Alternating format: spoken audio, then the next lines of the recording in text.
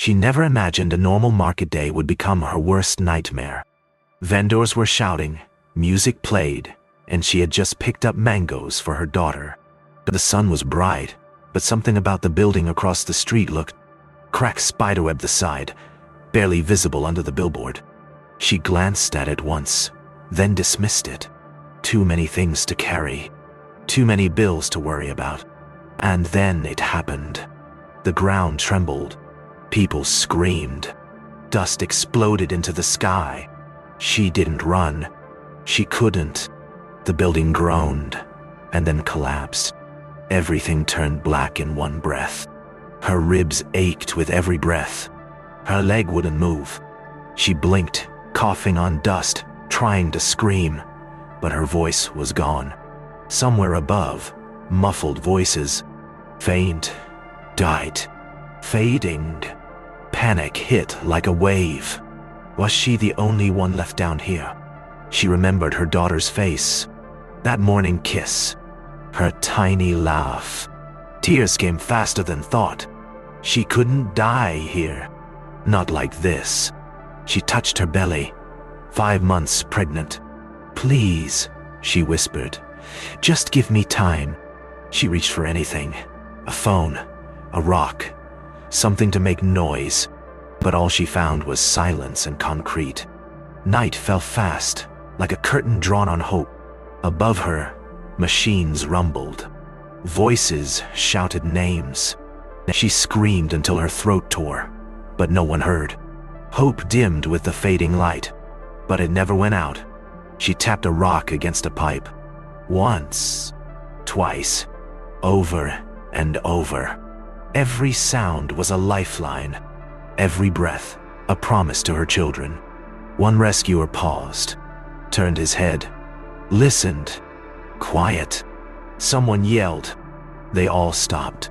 A faint tapping echoed through the rubble, and for the first time in hours, she smiled. The rescuer's heartbeat raced. Was it just his imagination? He pressed his ear closer. There it was again, the faint tapping. We've got a possible survivor, he shouted. Voices erupted. Flashlights turned. Hope ignited. She heard the shouting, distant, like through water. Her lips cracked as she whispered, I'm here, please. The walls around her groaned. Dust fell into her eyes. Every second felt like a lifetime balanced on the edge of death. The rescuer radioed in, urgency flooding his voice. And then, drills began to hum above her. Light, a thin slice, barely a finger wide, but it was everything. She reached toward it, hand trembling, fingers covered in blood and dirt. Hold on, a voice called from above. Tears welled up again, this time from hope. She wanted to scream, I'm pregnant, but her throat wouldn't obey. The drilling stopped. A crowbar wedged through the crack. Talk to me. Are you hurt? Why? She managed to whisper. My leg. And the baby. The voice faltered, just for a moment. Then came the words she needed most. We're getting you out. Pain shot through her as they pulled, sharp, raw, blinding. She bit her lips so hard it bled, refusing to scream. The sky opened above her like a second chance. Air hit her lungs like fire and mercy all at once. Hands grabbed her gently. Voices called her name. How did they know it? We've got her. She's alive. Someone shouted. She gasped. The stars above blurred through tears. She whispered one word. Daughter. A medic nodded. We'll find her. We promise. And for the first time in hours, she passed out. Safe. Not lost. She woke to the smell of antiseptic and smoke. Pain throbbed through her leg. But she was alive. A nurse leaned over. You're safe now. Try not to move. Her first words came out like gravel. My daughter, where is she? The nurse paused, Just a second too long. She wasn't found in the market area, she said gently. The woman sat up, ignoring the scream from her ribs. She was there, with my sister. She was right beside me. Oh, her voice cracked. I have to find her. The nurse touched her shoulder. Then we'll find her together. The next morning, she refused to rest. She demanded to be wheeled through the site, her eyes scanning every face. Posters covered the walls. Children, mothers, whole families gone. Any sign of her? She asked every worker, every stranger. One man shook his head, holding a child's pink shoe. It wasn't hers. Relief hit, but so did guilt. They reached what was left of the fruit stand. Ashes, crushed crates, a tiny scarf in the dust. Her hands trembled as she lifted it. It was her daughter's, but there was no body, no blood, just nothing. That night, grief sat heavier than any rubble ever had. She clutched the scarf like it could bring her back. Voices passed in the hall, but she didn't hear them. Why her? She whispered. Why not me? Memories crashed in. Her daughter dancing in the kitchen, sticky fingers on glass. Hope was slipping through her fingers like sand. She rocked slowly, alone in the hallway, waiting for a miracle. And then, a sound. A child's laugh. Distant, but familiar. She stood too fast. Her bandages ripping open. She ran toward the sound, heart pounding, not caring if it was real.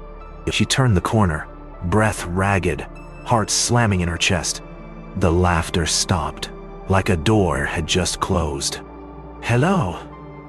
Xiao, she called out, voice shaking. A janitor stepped into the light.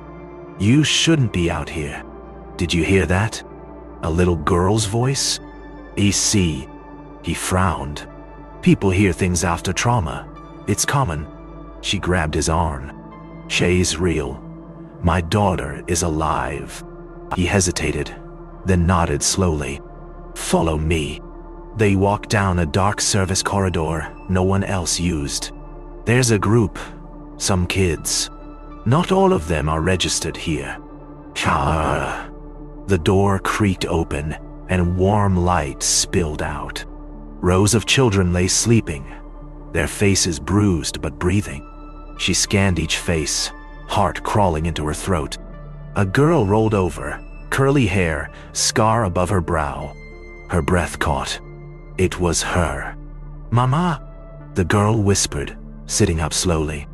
The woman dropped to her knees, sobbing. They clung to each other like two parts of the same soul. I looked for you, the child cried. I was so scared. You're safe now, she whispered, and I'll never let go again. Dawn broke over Nairobi, painting the sky in bruised gold and gray. She sat outside with her daughter wrapped in her arms. They didn't speak. They didn't need to. Ambulances still came and went, but their nightmare had paused. A rescue worker brought them tea. The warmth felt like forgiveness. She whispered, We made it. Her daughter nodded, tiny hand curled around her mother's thumb. There was still pain, still loss, but there was also breath. There was life, and that was more than enough for now. Days passed. Their bodies mended, but their hearts still whispered. They were moved to a shelter camp, safe but far from home. She watched her daughter play, laughing again, feet dusty but free. The sound was a balm, proof that healing had begun. But behind her eyes, shadows still lingered. Every loud bang made her flinch. Every siren sent her breath short. She tried to smile when volunteers passed, but it never reached her eyes. A counselor approached her one afternoon. You don't have to carry this alone. She wanted to believe that. She really did. But some wounds aren't visible, and some days hope feels too heavy. She almost didn't go inside. Her hand hovered at the curtain. But her daughter's voice echoed, "Be brave like me, Mama." So she entered the circle of survivors. Strangers, yet familiar. One woman spoke of losing 4 children. Another, her home and husband. Pain filled the room like smoke, but so did strength. When it was her turn, she shook her head, then opened her mouth. Words came slow, cracked, but they came. She told them about the dark, the silence, the scream she never got out.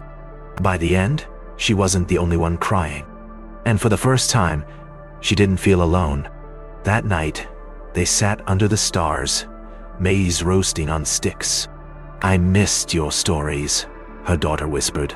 She smiled softly. "Want to hear one now? Only if it's the one where we survive." "Isu." They both laughed, a sound sweeter than any lullaby. The wind was cool, but their blanket was warm. She looked at the girl, then up at the sky. There had been loss, but also light. There had been silence. But now, there was song. And the story wasn't over yet. She never thought she'd speak in front of a crowd.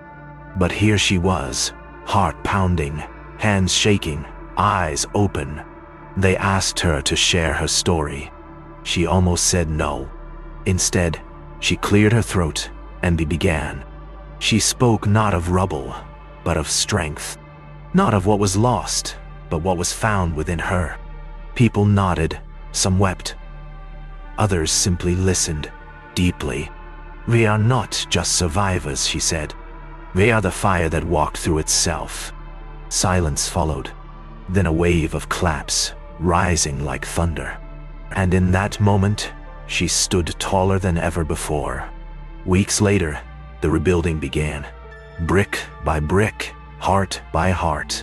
She signed up to help despite her limp and her fear. Her daughter wore a tiny yellow helmet, grinning ear to ear. Together they painted the walls of someone else's future. The air smelled like cement and second chances. Each stroke of paint wiped away a little more pain. She laughed again, real unguarded. For the first time in months, people started calling her Mama Courage.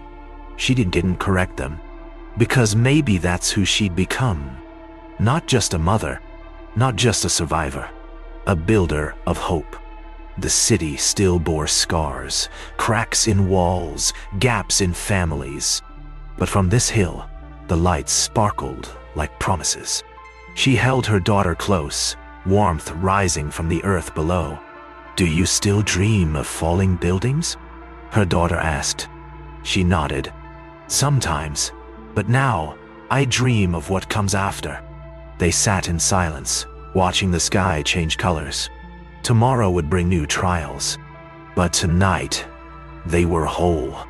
Her hand rested on her belly, the child inside still growing, still waiting.